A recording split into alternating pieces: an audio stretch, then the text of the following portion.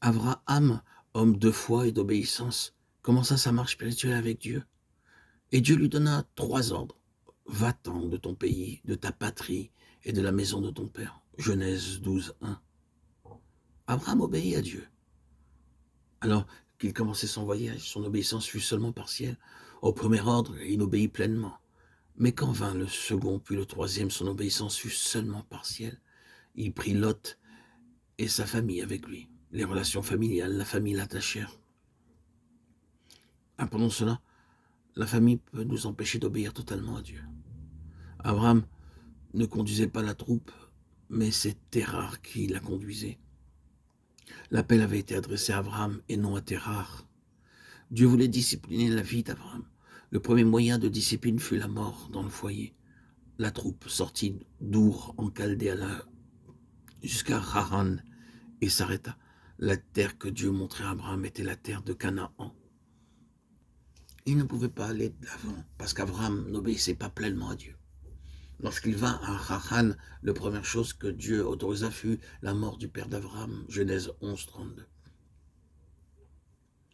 Après la mort de Térar, la troupe repartit.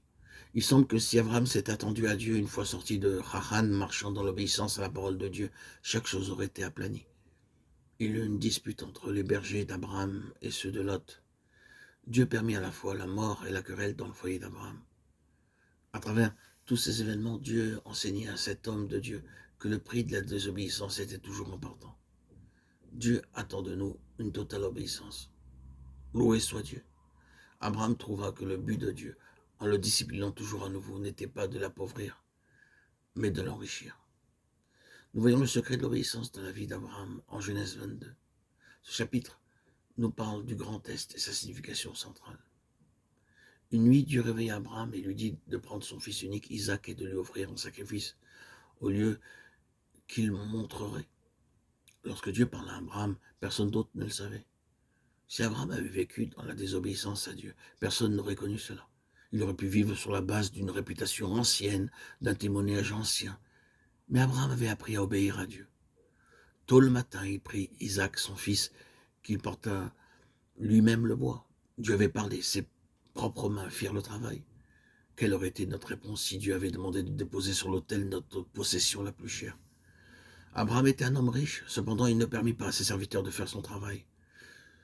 La consécration du cœur d'Abraham, sa vie, sa volonté, sa pensée, à ce stade de sa vie, était la marque de la foi. Avant que Sarah ne se lève, il partit. Il ne permit même pas à ses serviteurs d'aller au lieu d'adoration. C'était une véritable adoration.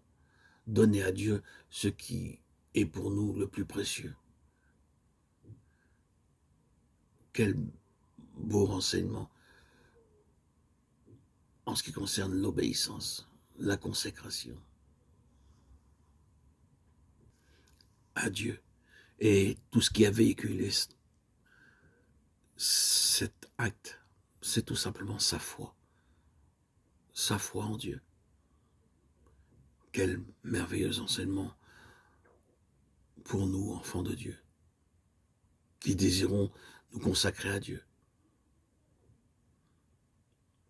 L'exemple, le modèle d'Abraham illustre bien ce qu'est la consécration, ce qu'est l'obéissance, ce qu'est une vie de foi.